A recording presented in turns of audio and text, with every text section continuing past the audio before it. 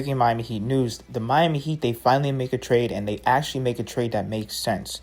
The Clippers and the Heat and the Jazz completed a 3-team trade. The Clippers receive John Collins. The Heat receive Norman Powell. And the Jazz receive Kevin Love, Kyle Anderson, and the Clippers 2027 second-round pick. First of all, Norman Powell, he had a great season last season.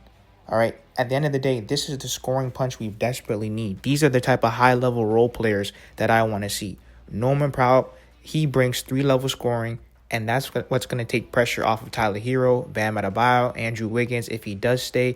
But these are the types of moves that I want to see. I know he's a lot older, 32 years old, and it's not really going with the youth movement. So it's going to be very interesting to see what are the Miami Heat really trying to do. Are they going to be fully invested in the youth movement, or are they going to completely go, older, younger? We got to figure out what the Miami Heat want from here. Now, it does suck to see Kevin Love go. He was always there for the vibes. Kyle Anderson, he was decent, but at least you get off of 2 older players that, at the end of the day, they're not really going to get that much minutes going forward with this Miami Heat crew. Now, per Yossi Goslin, the Miami Heat are now hard capped to the first apron by trading Kyle Anderson and Kevin Love for Norman Powell. They are just $3.9 million below with its 14 players, which this trade opened up a roster spot, so they can't use the full mid-level exception. I get a feeling they're out on Bradley Beal.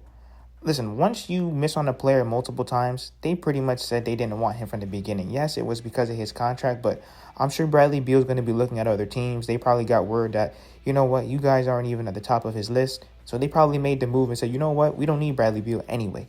Let's go after Norman Powell. And plus, I like Norman Powell better. He fits our system a lot better. These are the types of moves that I wanted the Miami Heat to make years ago. I don't understand why they could never have got it done. It sucks now that we're going young because, once again, I really don't see the purpose of Norman Powell on this roster. Yes, he brings scoring, shooting, floor spacing, and everything, and he's a great ball handler. But once again, we're on a youth movement.